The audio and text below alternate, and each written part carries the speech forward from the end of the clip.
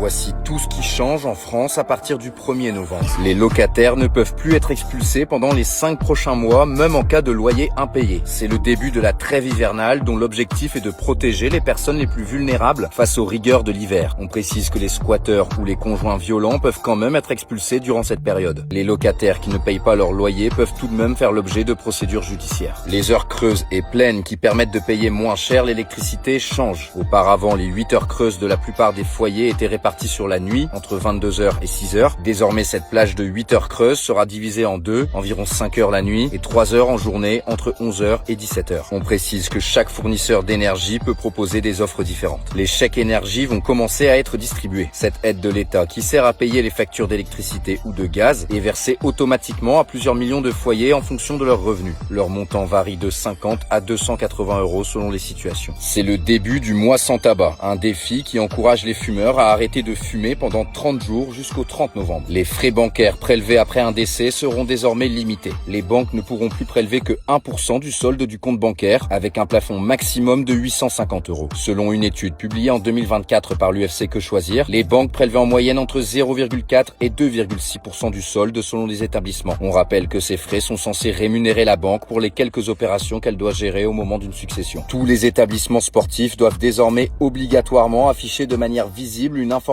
ou une affiche comme celle-ci permettant de signaler des violences sexuelles, physiques ou psychologiques. Selon le gouvernement, l'objectif est de favoriser la libération de la parole, notamment chez les plus jeunes, concernant les violences dans le sport. Les retraites complémentaires de l'Argic-Arco ne seront pas revalorisées ce 1er novembre, contrairement aux années précédentes. Cette retraite complémentaire du secteur privé avait par exemple augmenté de 1,6% en 2024 et de 4,9% en 2023 pour tenter de s'aligner sur l'inflation. Vous devez en théorie disposer de pneus hiver, de chaînes ou de chaussettes à neige si vous roulez dans l'une de ces communes. Si vous n'en avez pas entre le 1er novembre et le 31 mars, vous vous exposez potentiellement à une amende de 135 € et à une immobilisation du véhicule. Dans les faits cependant, depuis le vote de la loi en 2020, les autorités font preuve d'une certaine tolérance.